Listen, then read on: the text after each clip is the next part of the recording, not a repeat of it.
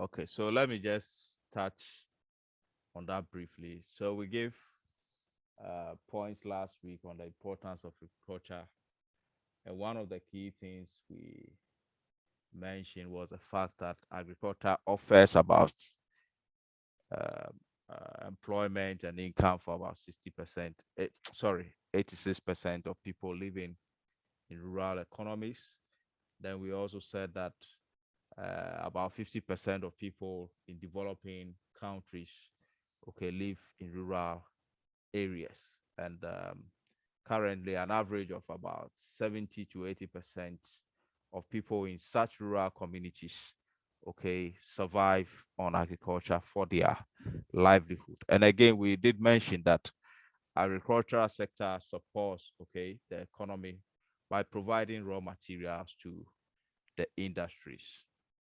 And we also have linkages with external economies in terms of generating what foreign exchange and also jobs and services, okay, for people within the country.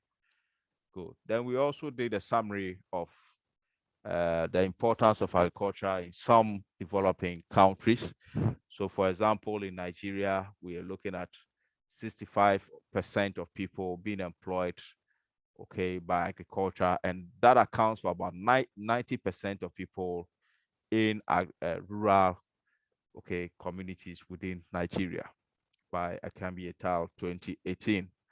Then in Ghana, we are looking at about 33% of our populace being employed in the agricultural sector. Okay, and we can see that in the second graph here, okay, where agriculture in green accounts for 33%. We have services in blue accounting for 48%, and industry also accounting for 19%. Then on the left side, we also have the contribution of these sectors, okay, toward our GDP. And we can clearly see that the proportions are not equal. Agriculture is just about 20%, okay, while services is accounting for 46, and industry is accounting for 34%, okay, good. So clearly, when you look at these are statistics from 2019, so which tells us that the industry, even though has a small proportion of workers, okay, appears to be producing more and accounting for more of our goods and products that we produce within the country, okay, as compared to agriculture.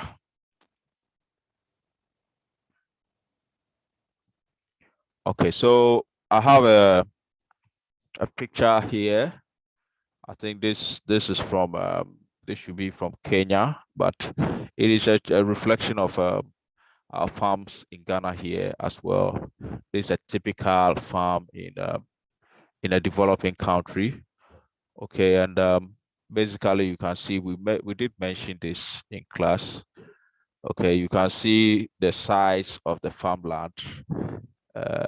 Not that big, but you still have quite a number of people working on the farm.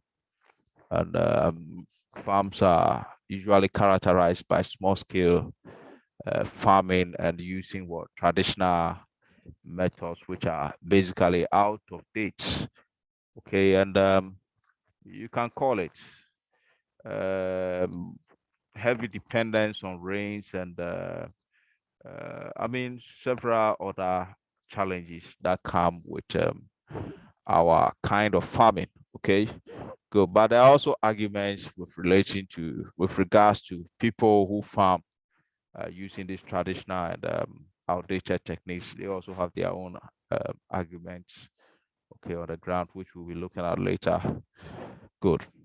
Now, we are saying that basically, per the statistics we saw, agriculture is viewed as a key factor in Ghana's economic growth and development process. Okay, and here we are on Ghana, okay, as a case study for developing countries, and that is very true. We may argue that the contribution of agriculture in recent years has not been so significant, okay, as compared to statistics from the past. Okay, but the argument still remains that Ghana still contribute about 19% of our GDP, okay, and still employing about 33%. It's not such a poor statistics, okay, even though as compared to the 1980s, we were doing much better. We were net exporter of agricultural products, but this time we seem to be an importer of agricultural products. Okay, so we've changed from an agrarian economy to a more of a services economy as a country. Good. So next step, we are saying that agricultural sector in Ghana has undergone a number of changes after independence, which is very true. Okay, we used to produce much of what we eat, but we are now a net importer of food. Okay, some statistics showing that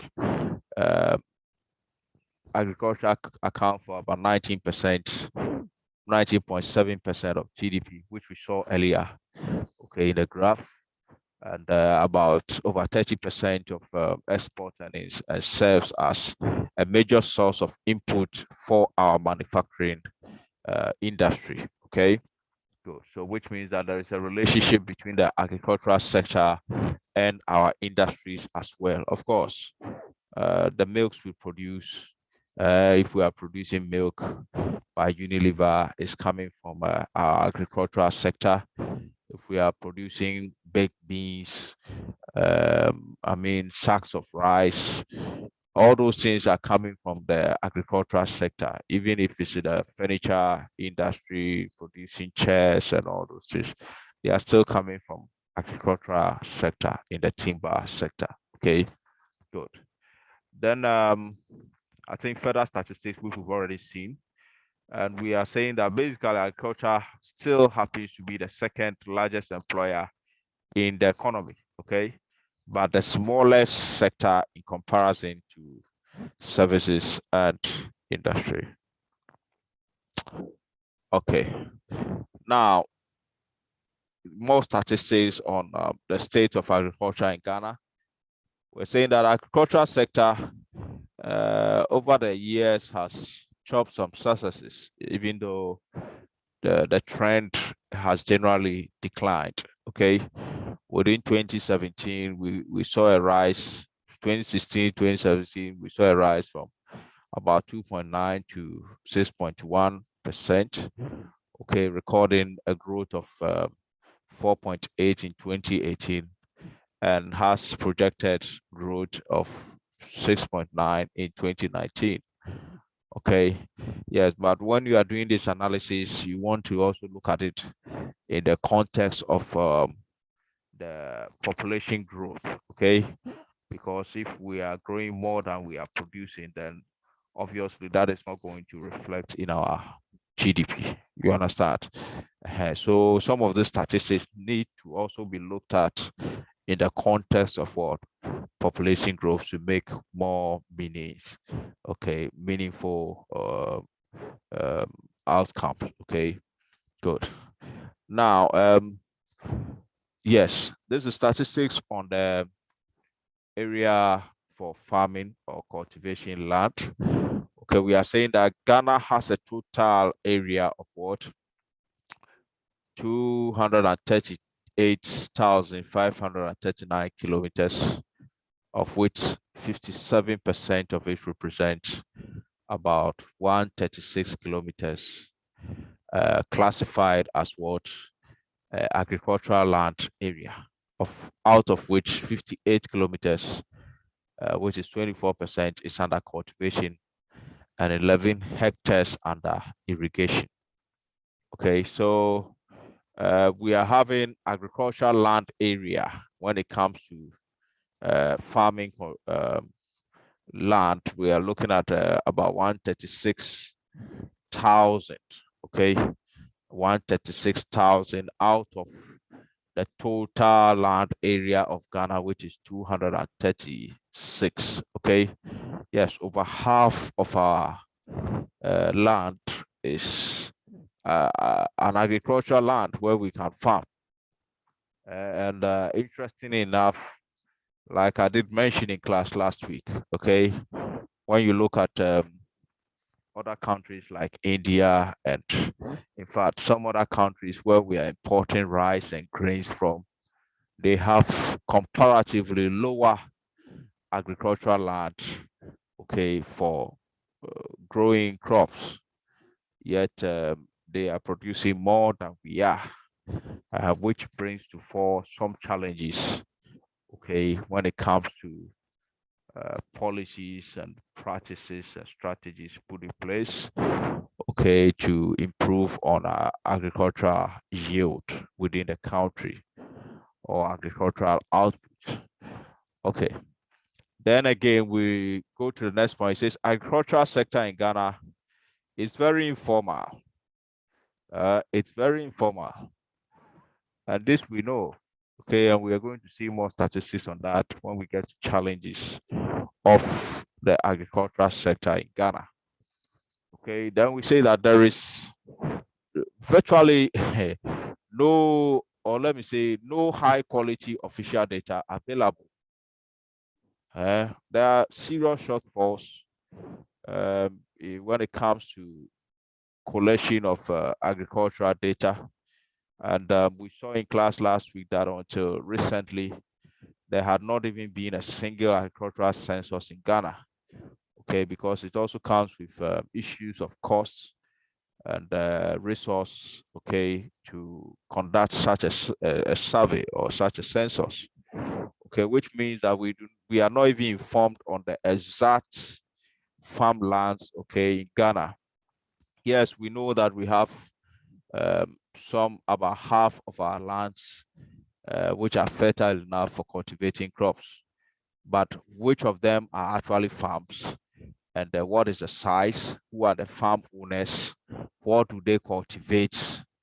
I mean, at every given point in time, okay, what types of crops are there? Are they temporary crops? Are they permanent crops?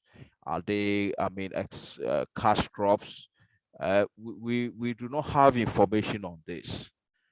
So we lack a lot of information when it comes to what official data, okay, on agriculture.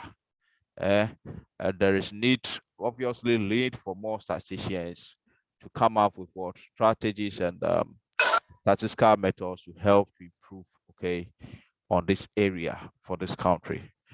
Good. Then we move on to the next one. We said Ghana's agriculture is predominantly smallholder farmers, okay, traditional and range fed. So these are some of the challenges. Aside the lack of quality data, most of our farms are held by or are owned by what? Small scale farmers. Okay, small scale farmers. So one person owns his land, about let's say 10 acres of land, and that's all. Okay, and employs about 4 people. Another person also owns about 8 or 10 acres, employs about 4 people. Okay, so and this accounts for about 80%. And on 80% of our farmlands, basically outdated traditional methods are what is being used. Okay, which brings a lot of challenges, because aside the fact that you need more workers and you need more resources to come up with your yield, okay, yeah, there is also going to be issues of standardization, the quality of the yield itself, okay, because currently on the international sales scale, on the international market, there are standards of let's say crops, a standard of agricultural product that must be exported. Okay, and as long as we keep using these outdated and traditional methods, we are not able to meet a lot of the standards. Okay, which brings us to shortfalls when it comes to income. Then again, there are several issues. There are several issues. Okay, when you get to the ground, we have several issues, like farmers complaining about conveyance of agricultural products from farms, okay, to the market. It becomes a problem because of road networks, etc. Okay, good. Then we also have another key characteristic of Ghana's agricultural system, which is over reliance on what? On rain. Over reliance on rain. Okay, we did mention this in class. So once the rain does not fall, we have serious issues. Okay, which is a bit of a bother to us, because we have rivers, we have streams, we have lakes in the country, and we are still complaining about rainfalls. Some of these things could have easily been channeled to form some irrigation systems, modern irrigation systems for some of our farms in the country. But as it stands now, we are still heavily dependent on rain. So we'll be looking at the challenges of our agricultural sector, okay, later. But for now, we want to basically look at the various sectors of agriculture. Now, let me mention, when we talk about agriculture, we are not just talking about farming, okay? We are not just talking about farming.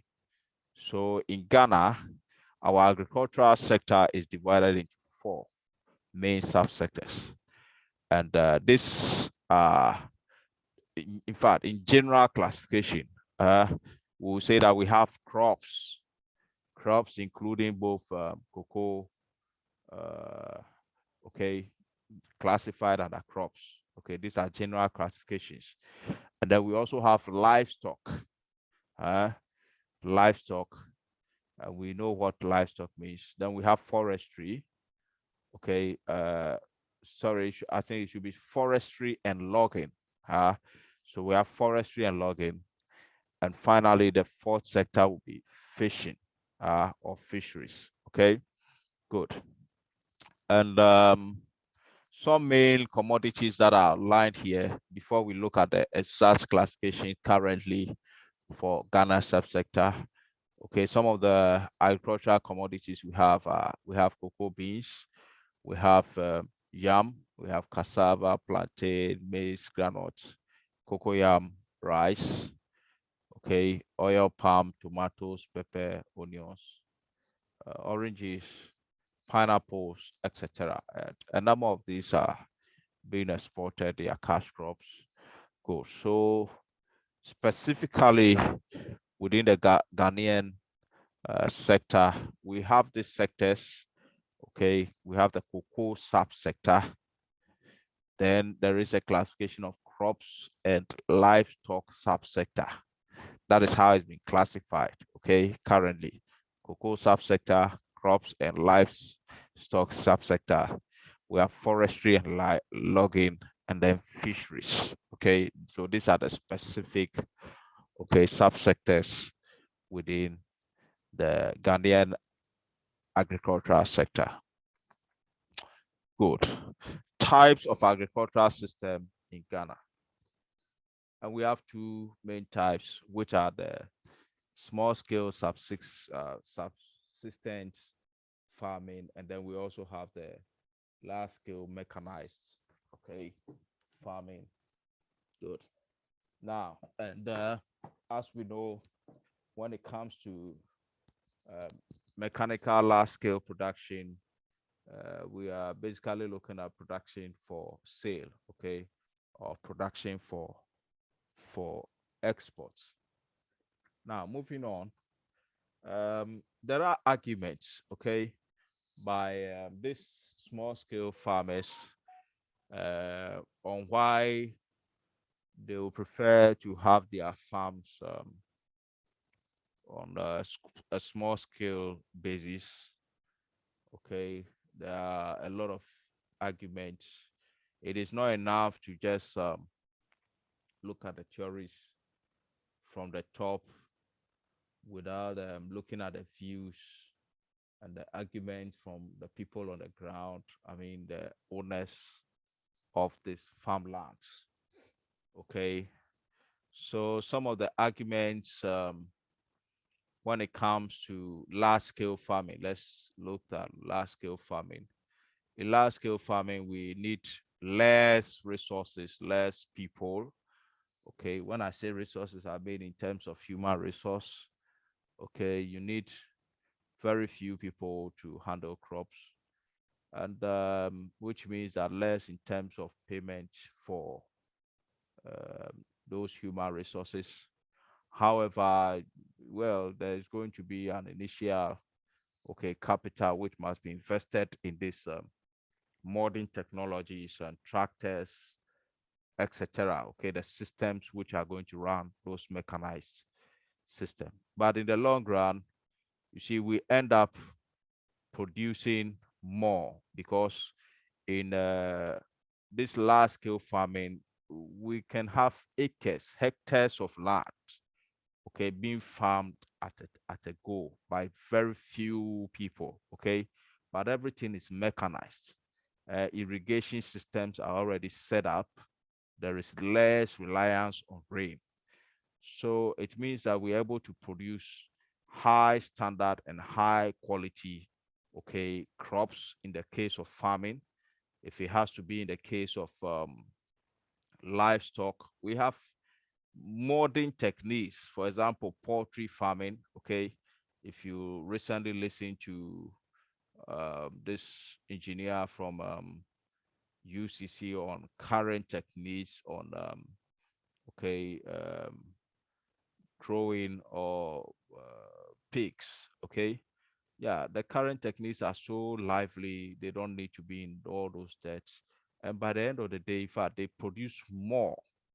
Okay, so you get more yield under such mechanized farms. Okay, with very few people, but people with knowledge and people with I mean, mechanized system. The system basically does not depend on so many people, just a few people, but we have very high yield from such farmlands. Okay, good, and quality as well. Now, when you come to the small scale farming, people will tell you, well, these are lands that are passed on from families and ancestors, and they are not willing to give their farmlands out to the government. Okay. And because for several reasons. Okay. Good. Then again, somebody will say, this is where we survive. Uh, this is where we also, I mean, this is where we depend, what we depend on. This is the work we do, and we are not willing to give out our farms. Um, so we sit at home for large scale farmers to come and till and cultivate our lands. Okay. Then again, there are issues of even the use of fertilizers. Well, until recently, where our farmers are being more educated in terms of the use of fertilizers. There are yet some people who believe that the use of fertilizers affects what the quality of the food that is produced, which to some extent is true. Okay, sometimes when you taste, let's say for example, you taste the quality or the taste of tomato grown naturally and that grown with fertilizers, you can see a huge difference. Okay, so these are some of the arguments that they prefer to what farm using what natural and let's say from their point of view, we say natural, okay, methods and natural fertilizers instead of all this artificial means. Okay, good. So some of those arguments come up anytime we come to the choice for small scale and large scale farming. Okay, so let me just read a point here. We are saying that some argue that the changes in farming practices could have what ecological effects due to increasing fertilizer and pesticide use. Okay, Hence, the trend toward large-scale farming size is bad for the environment and may change land grabbing. Okay, these are some of the points that have been made. Then again, small scale allows for cross-sectional and uh, let me say multi-crop, okay, growing, okay, for contemporary rural livelihoods and can lead to a reduction in rural poverty in low-income countries, which is also true. Okay, so the more people that are employed in the farm means that more people get jobs to do. Okay, it reduces the rate of unemployment and poverty within what? These rural economies. Okay, good. So these are some of the dynamics when it comes to the economics of small scale as against large scale. Okay, ideally, we would prefer that these farmlands are handed over to large scale farmers for cultivation. But in that case, then large scale farmers may be producing just pineapple for export, okay, and leave out some other farm products which will be needed for the livelihood of people in, especially in rural communities. Okay, so if you're only going to farm pineapple in a rural community, you take all the farms in the rural community for farming pineapple or for cocoa, what are they going to eat? These are some of the questions, okay, that come up when it comes to these economies of large scale and small scale mining. I mean, small scale what? Farming, sorry. Okay. So on this point, if there are any questions too, you can bring them up. Okay, whilst we go, you can just raise your hand. So these are the, like I was saying, these are the real issues these small scale farmers have. And that is the reason why we still remain at 80% small scale farming in our country. Okay. And clearly we can see it's having a negative toll on our production within the agricultural sector. It's really dropped. We used to be over 60%, okay, agri economy, but now we've really dropped to basically about 33% employment within the agricultural sector. Well, somebody could also argue lack of interest into agriculture by the youth and all that. And also the argument of formal education not allowing children to also learn from their parents, okay, who are farmers, already farmers on the farms. Then somebody also, in fact, there are so many dynamics to these issues when it comes to large scale and small scale farmers and even farming in general. Good. But all these things will have to come down to government policies and strategies, okay, that come to play to try and reverse some of these serious issues within our developing country, okay, for us to improve in agriculture.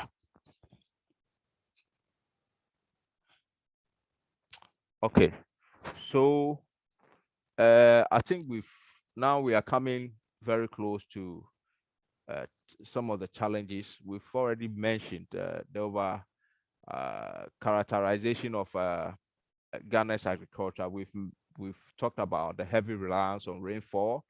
We've also talked about the use of traditional method, that is use of low-level technologies, such as hoes, cutlass, high labor-intensive farming. Okay, yes, I mean, if we really want to make it big, hoes are not useful again. Uh, Work that can be done by 100 people in about 3 days can be done within an hour with just a device, or let's say a technology. A tractor can harvest hectares of land, hectares of cassava land, okay, within a space of hours. Meanwhile, we will have over 100 people cultivating the land in about 2, 3 days. Okay, so these things can really affect us. So we are still depending on low-level technology in farming. Then we also have predominant use of traditional farming methods generally. Okay, how we plant the seeds that we are planting, even the fertilizers that are being used, all of these things. Okay, is affecting our agricultural system, but that is what it is now.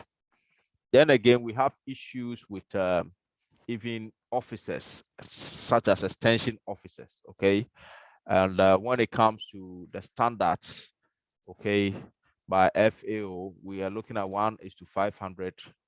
But Ghana, we have one extension officer to over 706. Okay, farmers. Farmers, by extension, we are saying farms, because each farmer owns his own farm.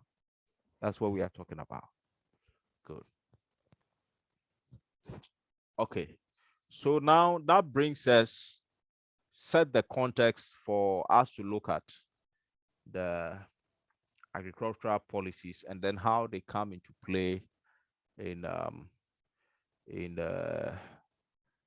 context we just talked about in Ghana's agriculture and in agriculture, let me say globally. Okay, good. In general. Yeah. So first we want to understand what policies are. Okay, and we are saying that various policies and measures have been adapted to enhance food production, okay, in various countries, including Ghana. Various programs have been set up over the years, and I gave you an assignment to go and read on some policies by both the NDC and the MPP government, and I'm very sure that you understand fairly what these policies are, and you can clearly tell the differences in policies, okay, from government to government, okay, and what they were targeted at. So before we even proceed, we want to ask ourselves what a policy is, why a need for an agri policy, okay, why do we need to develop agriculture in agriculture in our country? Why do we need to develop agriculture and the policies relating to agriculture in the country? Now, for the first question, I'm going to ask you, since you've already done the assignment and presented them, I'm going to ask you to tell me, what do you think a policy is, and for that matter, an agricultural policy is? So once I mention your name, you're going to give me your answer. So the first person I have here is Aqua. Yeah. What is an agricultural policy?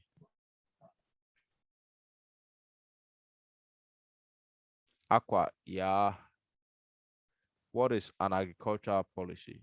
It's an oral exams.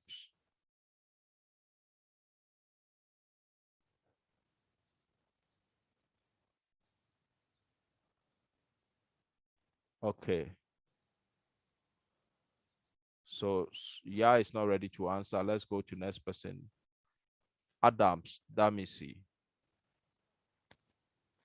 Adams, what do we mean by policy? Or better still, let me ask a question. What do you understand from your assignment? Okay, what a policy is. What is a policy in your understanding from the assignment you did? Adams.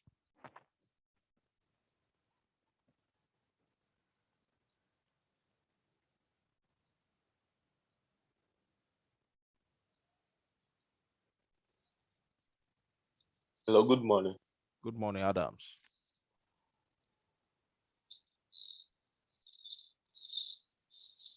So, to me, policies are basically principles of action adopted or proposed by the station. Very good. Very good. That's a very good answer. Good. So let me take yes.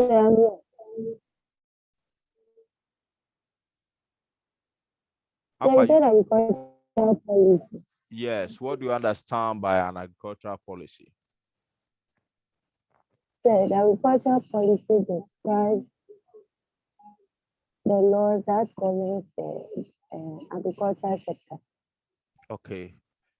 Okay. She says laws that govern the agricultural sector. That's fine. That's your understanding. Thank you. So, Esther, Check. yes. Okay, so that is my definition to agricultural policy or policy. Yes. It means rules that better guides decisions. Okay. So, rules that better guide. It better guides decisions. Okay. Okay. Thank you, Esther. Yeah. Very good. So, let me take one last person. So, I'm going to take Priscilla.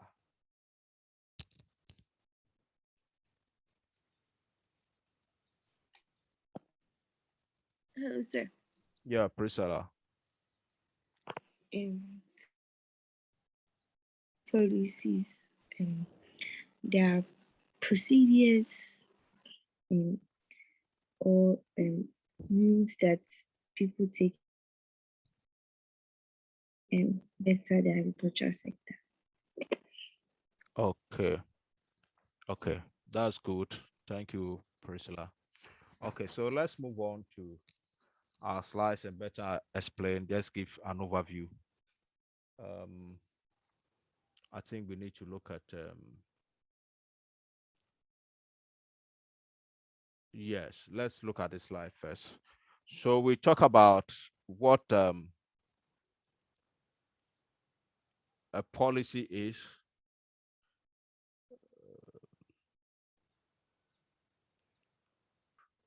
Thank you.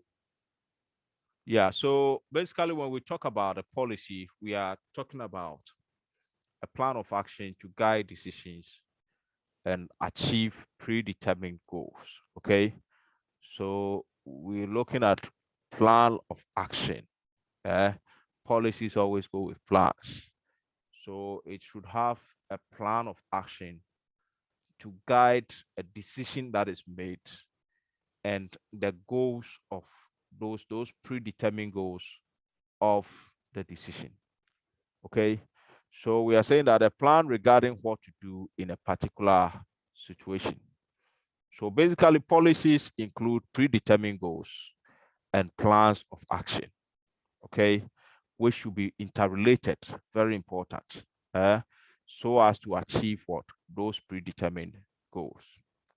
Okay, there are several definitions, but in short, policies can be formulated at government level or on individual level, as in private institutions, okay, or even public institutions may also formulate policies to govern their own operations. Yes. Now, when it comes to policies or government policies, they are basically targeted at two sides.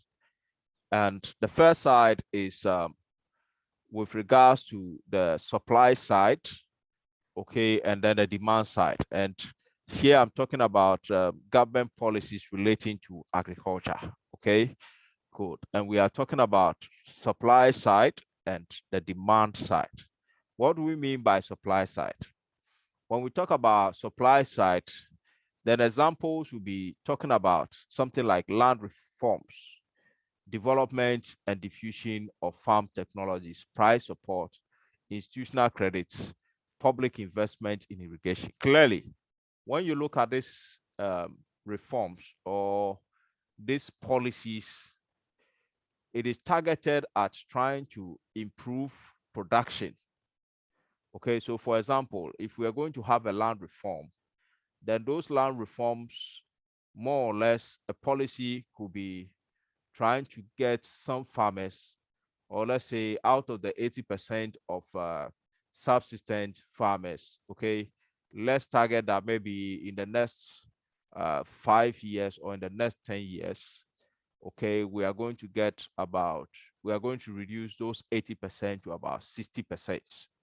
Okay, so we are going to merge about 20% of farms to become a large-scale farm for the government. So, and you see, there are issues, like we said, there are a lot of arguments for and against. And these are the land holdings are for the farmers. So if there are going to be any land reforms which will convert these holdings to government holdings, then there has to be a lot of deliberations and a lot of negotiations. Okay. So this, if the government formulates this as a policy on the supply side so as to increase production, there are a lot of strategies that must be put in place, lot of plans that must be put in place, which will include meeting with the farmers, trying to negotiate, trying to make them understand, educating them on the advantages of going to large-scale farming, and maybe other strategies to give them other livelihoods, okay, after you have taken their farms from them. So these policies on the supply side, for example, on the land reform, okay, is targeted at getting a huge hectares of farm to allow for what? Crop production. Then again, we can also have other policies at the supply side. For example, the diffusion of farm technologies. Okay, currently the government is doing well to supply fertilizers. Okay, but due to volatilities in the external market, we are having shortages. Okay, within the our farming sector. There are also some policies regarding livestock. We recently had an outbreak of diseases for some poultry, and government had to implement some, I mean, very strong actions, okay, just to mitigate further damages. Some farm, especially in poultry, a lot of livestock had to be killed, okay, to avoid further spread of diseases. Then we talk about price support, okay, price support.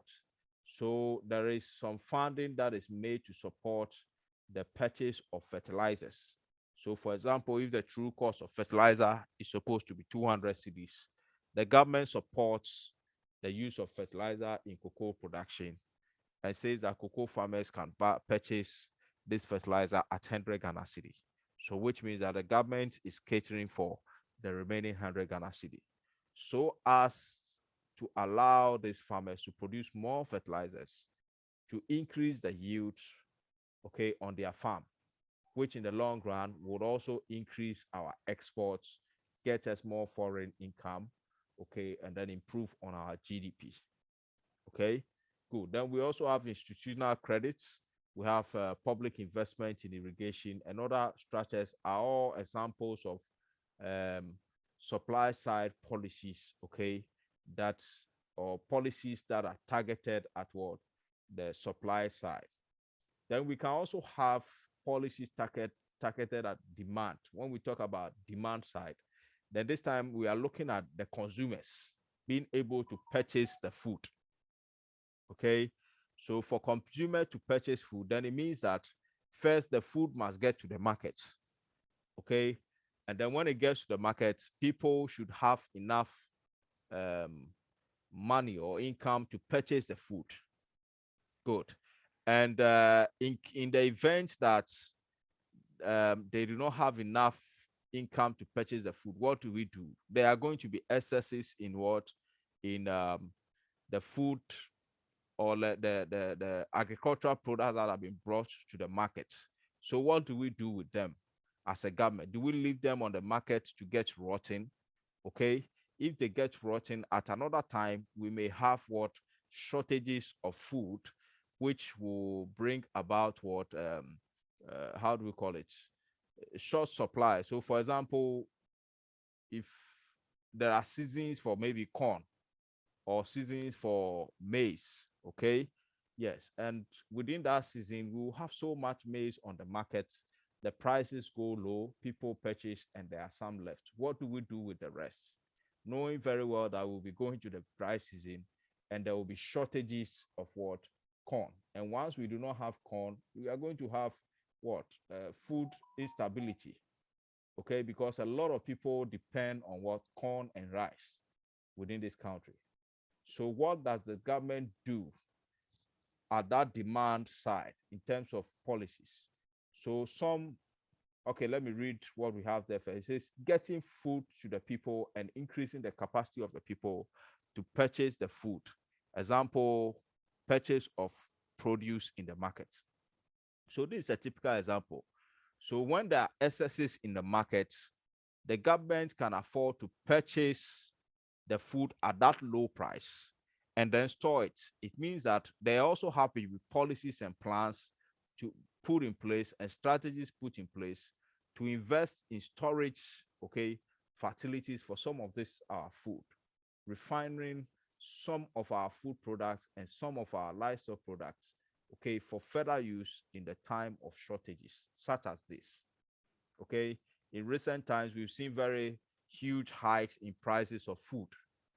Okay, good. And I can tell you for a fact that we do not have enough storage. In fact, per research, okay, studies that have been done, you can clearly see we do not have enough storage to even survive the country for over 3 months of grain, which is an issue. So if something happens in the external community and we cannot import rice, we cannot import corn or maize, again, we cannot import tomatoes. Within a space of about 3 months, we are going to have serious food crisis and serious shortages of food in this country, which is an issue, because from day to day we always see corn just being sold out on the market, sometimes taken as a full dish as banku, and then later on when the first person finished taking the banku on the road, he buys roasted corn and then buys boiled corn and coconuts. And I mean, so these are not wise ways of what? Managing our yield or our agricultural outcomes or products.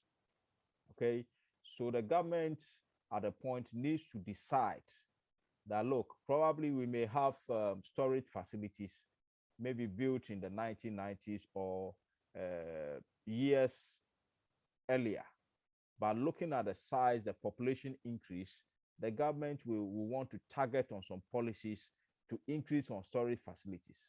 Now, enough of storage facilities. We also talked about getting the food from the market, from the farms to the markets, which means that there should also be what? Policies targeted at improving our road network from our farms, which should be very important. Currently, we are having, in fact, one of the worst network of roads, okay, within our sector or within Africa. Okay, we are having some of the bad roads in the country, which is not good for a farming, okay, economy. So we need to target on more policies at what? Improving on our road network from the farms, because this has been one of the major challenges. And for that reason, a lot of the trucks that go to pick these farm products, by the time they get to the market, because of damages to various portions of their vehicles, will also end up charging more, okay, for conveying the goods from these markets to the farm, which means that the prices of agricultural products become higher on our markets than exporting or importing what? Agricultural products to the country to sell. These are some of the challenges that brings about, okay, issues when it comes to purchase of local products as against to purchase of what? Imported products. So once we are able to set in policies to target some of these issues, then we are certain that prices of grain, prices of rice, prices of, let's say, chicken, prices of goats, I mean, livestock, prices of timber, everything is going to drop for us. then we can also purchase the products that are being produced here in Ghana.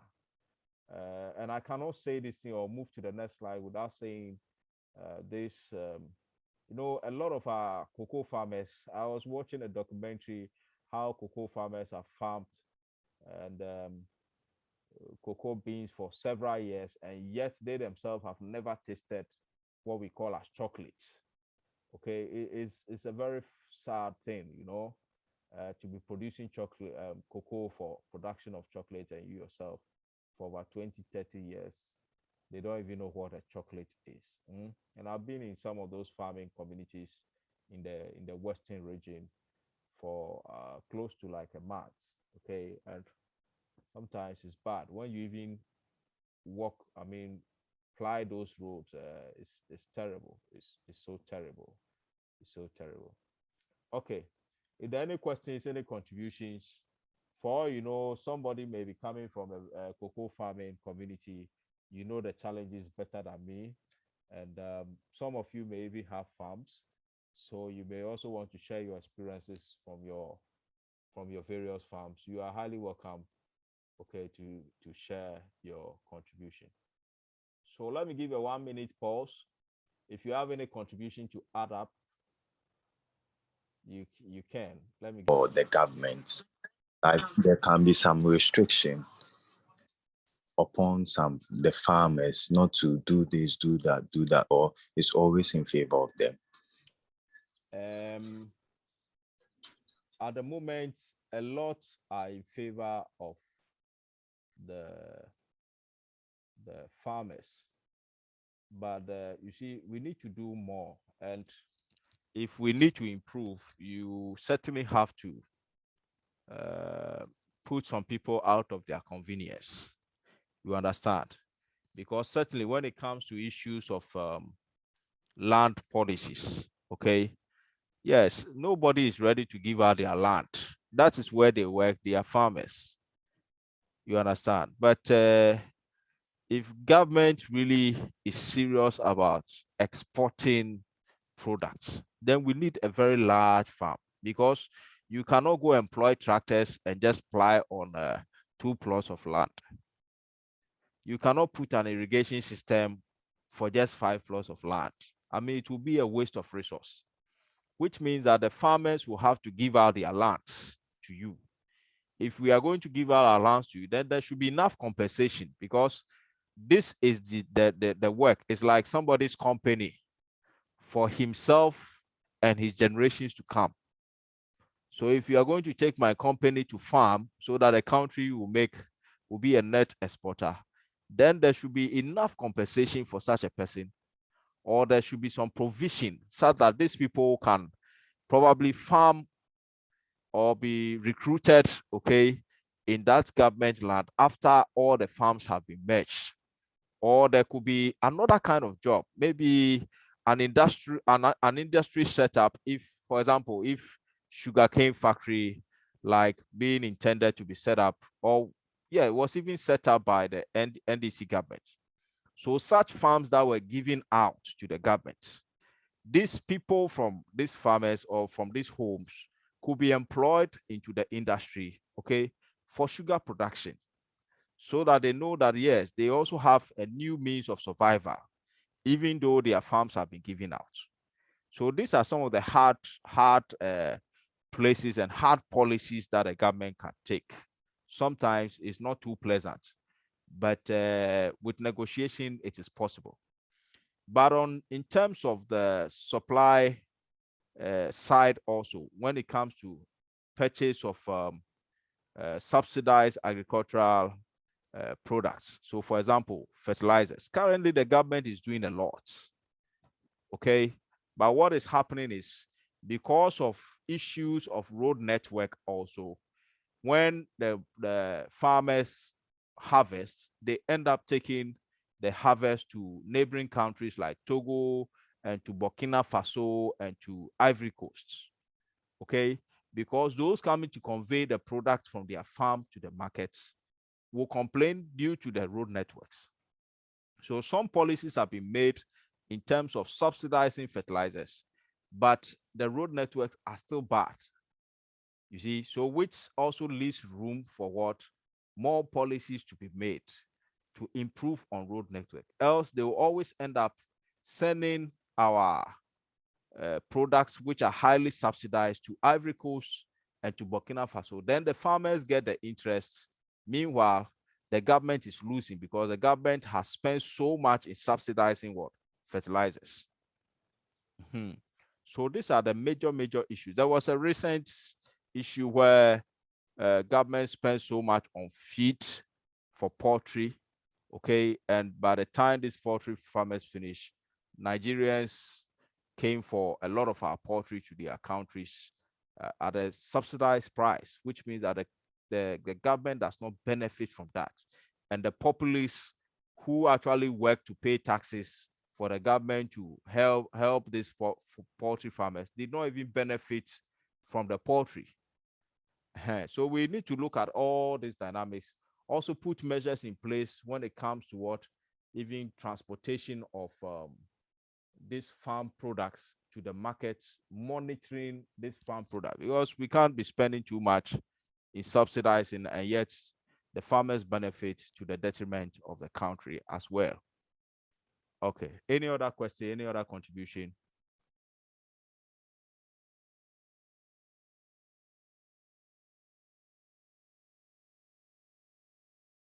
Any question or contribution?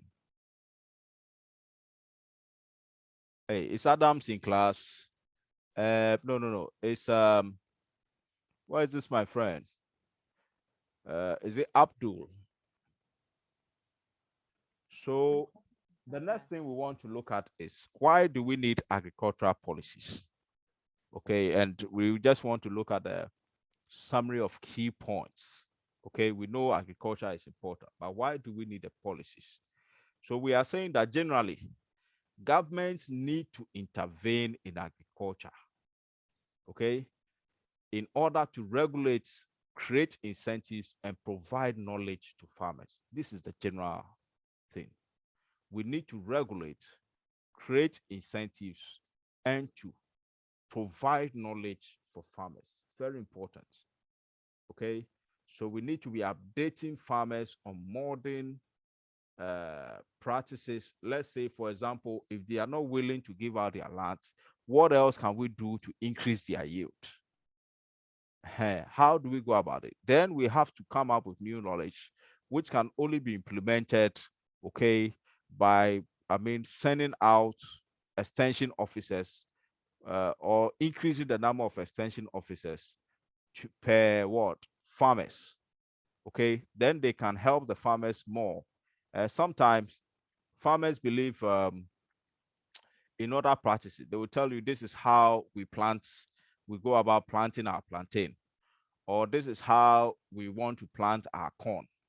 Okay, but when an extension officer comes, he will tell you that even when you are planting something like banana, there is a distance. Okay, you have to give a distance of about 2 meters, and within the 2 meters you can also plant another crop such as corn, okay, within the 2 meters. And by the time you finish, or even when you are planting something like cocoa, okay, so with the cocoa, when you plant it, you can also plant, you can have your plantain farm, okay, alongside to give it shelter for the cocoa to come up. But if you don't know and you just go ahead and plant your cocoa, it's just a cocoa farm, you'll be wasting the land. So these extension officers come in with very in-depth knowledge on what you can do. Okay, if you want to go with pure or let me say uni crop farming or a mixed crop farming, they can tell you exactly what crops you can combine to get what the highest yield and what types of fertilizers, even looking at the type of soil. Okay, they can tell you, okay, this type of soil will require this kind of fertilizer or require this type of what farming strategies, or they can even recommend the type of pesticides and all those things you need to increase yield. So this is one area in which government needs to intervene in. If you leave it to the farmers, We can have so many farmers, but very poor out here. Then we're also saying that point two, we look at a public good argument. Public good argument in the sense that the farms belong to the farmers. It's their job to farm, to sell, and to get their money. Then we also buy from them and we consume them. Okay. But the issue is, if the day the farmer decides not to farm, then it means that everybody is going to what? Starve. Okay. Everybody is going to starve, which makes it automatically a government issue, because that is an issue of food insecurity. So which means that even though the job belongs to the farmers, it is their responsibilities to farm, to sell their products, because it is of national interest. The government has to step in. Then again, third point, market power. If we have to get a better price for your goods that you are producing, for example, cocoa, then it should be the work or the duty of the government to intervene in these market exchanges, because we are dealing with external, okay, communities or external countries, okay, or external markets. So the government has to come in to get better prices for our cocoa, for our coffee, for our pineapple, and other products that are being exported. Else, when you go as an individual farmer, okay, each farmer is going to get different prices for different commodities, okay, or for the same commodity, which will not be of interest to the farmer at all. Then again, we've talked about information. Government needs to inform or educate our farmers. We talk about externalities, which is related to market power. I wouldn't talk about that. Then again, we have issues with fluctuations in agricultural production prices and incomes. So anytime agricultural production goes high, government needs to come in, okay, to purchase the excesses. And when production goes low, government must release those excesses for purchase, just to avoid food shortages and food insecurity within the country. When prices of food go up, government could come up with policies to subsidize the price of some food commodities, something like maize, which is needed for what? Production of poultry or maize feed, poultry feed. So government can look at some policies in that direction to reduce the prices of some agricultural products, to allow farmers and to allow the populace to purchase. Okay. Then again, to also come in terms of incomes. So if the price of cocoa is not going well on the external markets, government needs to come in. If incomes are not going well, government needs to come in and regulate some of these activities. Good. Then we also talk about rural poverty and income inequality. Okay. Yes, the cocoa farmers have been farming, they produce all the food.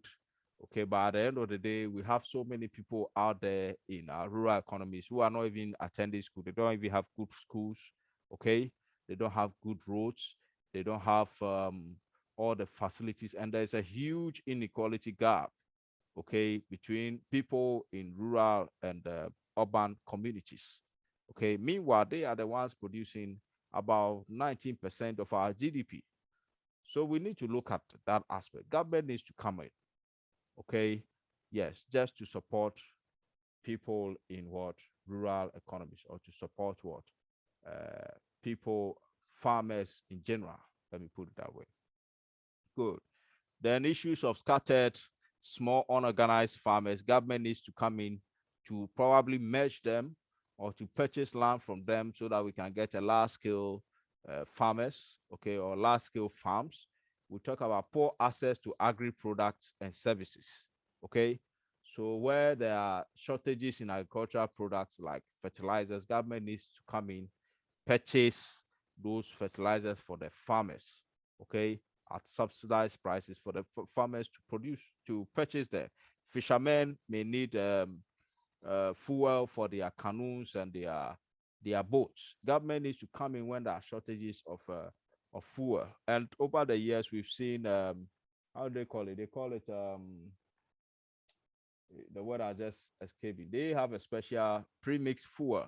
Okay, government produces or makes available pre-mixed fuel for our fishermen, so that they can also purchase them at a subsidized price for what?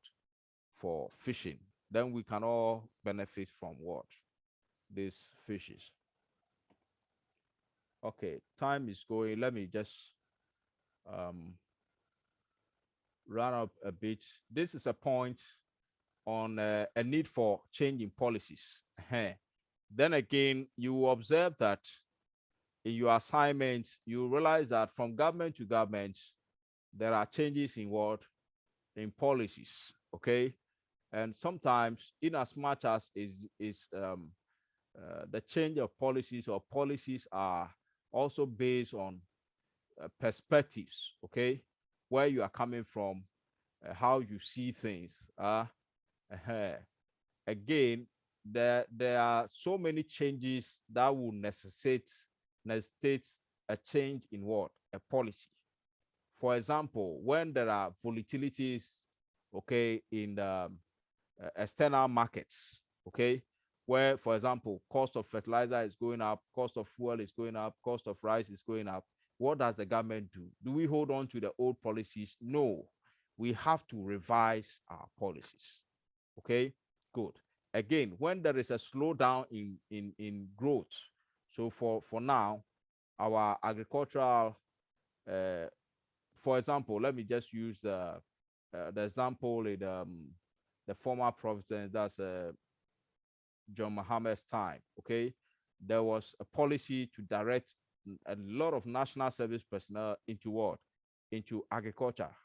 Okay, and the rules were made available for people to farm.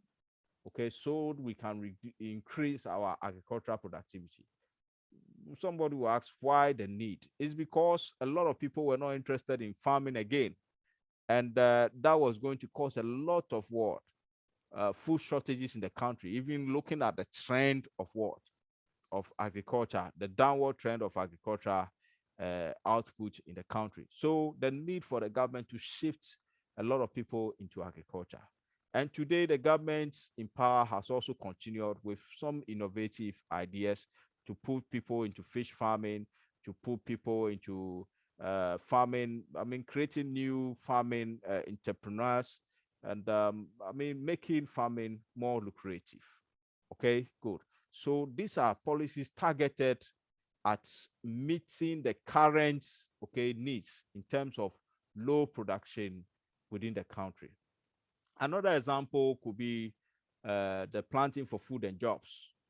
Okay, something should have informed that policy, and clearly there is a large, okay, uh, rate of what? Unemployment in the country. So in the first place, we need jobs. Again, when you look at the situation, our numbers are increasing and Ghana is not producing enough. We are currently a net importer of food.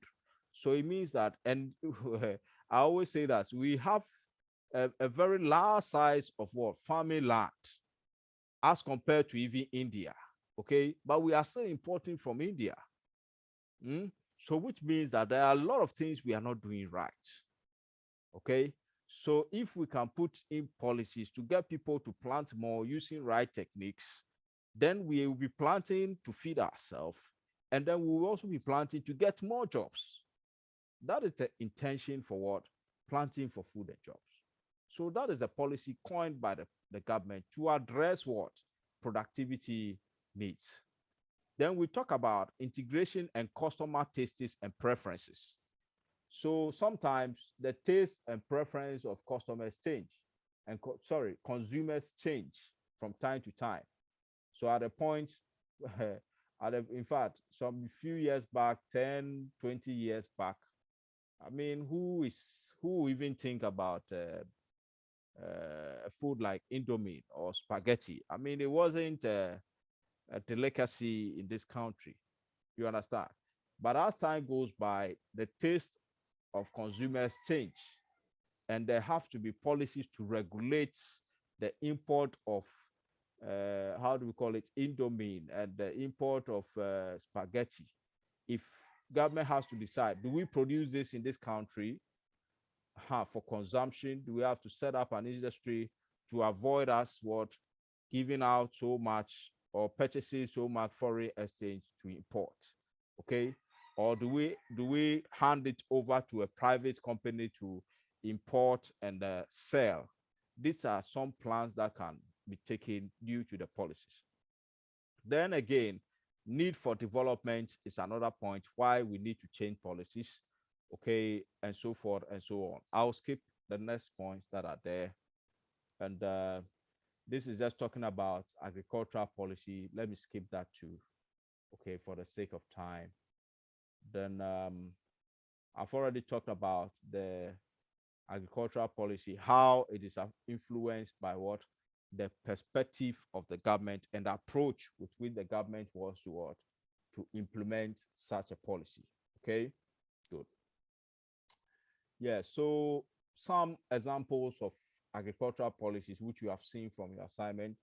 We have policies like Youth in Agriculture program, which was initiated in 2011. So it says in the year 2011, under the livestock and poultry sub-program, 19,300 day-old chicks were procured and brooded for distribution and rearing to 950 farmers in 60 districts in 7 regions at subsidized prices.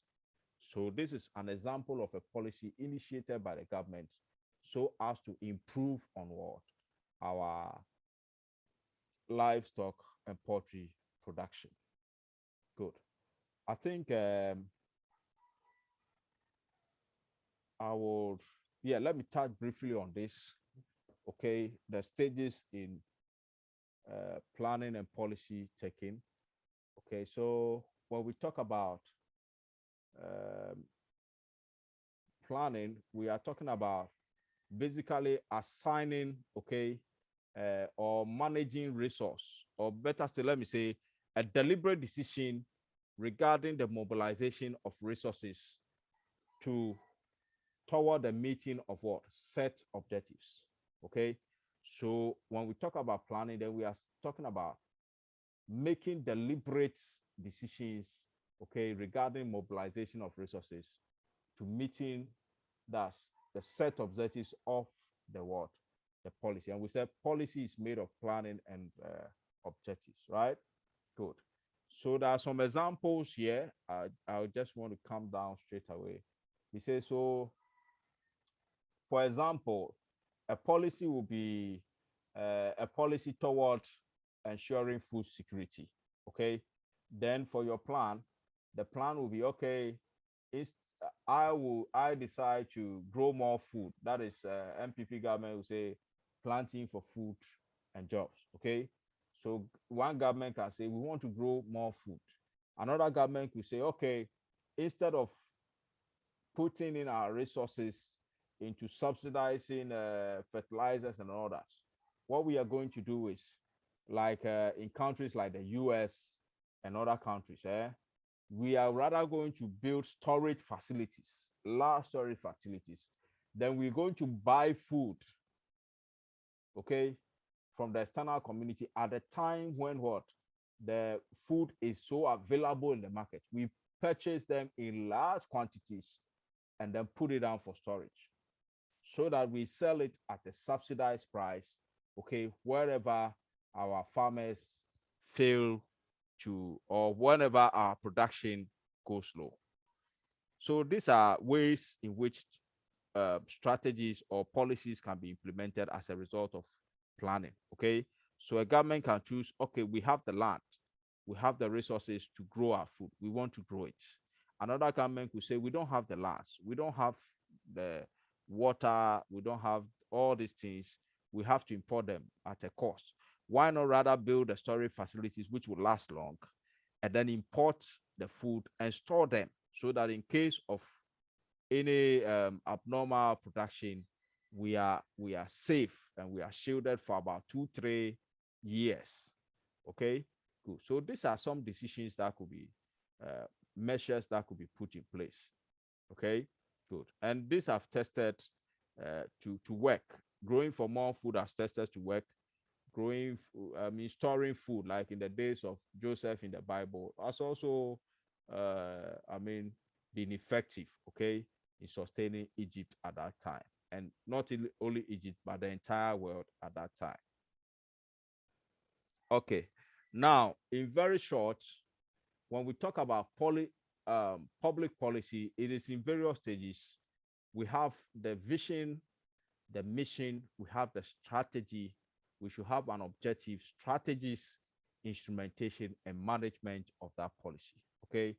In the very summary of this one, for the sake of time, is once there is an issue to address, then there has to be a vision, how you want to approach it. Okay. And there has to be a clear strategy on what are the measures, or let me say, you start with objectives. We want to meet this, we want to do this, we want to do this. How do we go about it? Those are the strategies. Okay, let's do it this way. We are going to use this A, B, C, D, D. Then there should be instrumentations to measure or instrumentations to deliver.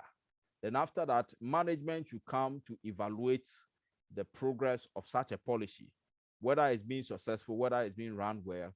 Okay, and then see if policy needs to be reviewed, adjusted, okay, or needs to be scrapped off for a new policy to come into place. Okay, that comes with the policy, the concept of public policy, which is about the 2-3 slides I have here. Okay, so on that note, I'll bring the presentation to a conclusion. We have just like 5 minutes to go. If there are any questions, any contributions, you can bring them up before we end the class.